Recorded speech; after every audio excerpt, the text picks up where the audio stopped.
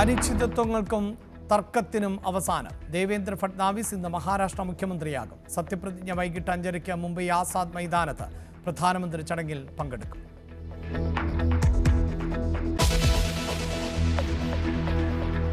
Kozhikode Elathur HPCL പ്ലാന്റിൽ diesel ചോർച്ച തുടരുന്നു. പ്ലാന്റിനോട് ചേർന്ന ഓവുചാലിലൂടെ ഡീസൽ പുറത്തേക്ക്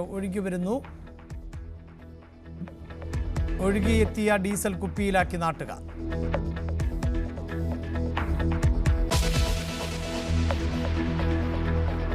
കറന്റ് ചാർജ് ഇന്ന് വർദ്ധിപ്പിച്ചേക്കും. യൂണിറ്റിന് 30 പൈസ കൂട്ടണമെന്ന് KSEB. പുതുക്കിയ നിരക്കിന് ഡിസംബർ 1 മുതൽ പ്രാബല്യം.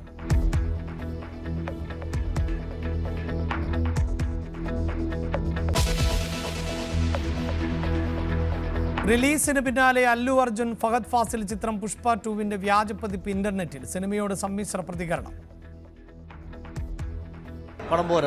Super movie. സൂപ്പർ ഫസ്റ്റ് ഹാഫേ കൊള്ളാവുള്ളൂ, സെക്കൻഡ് ഹാഫ് കൊള്ളത്തില്ല.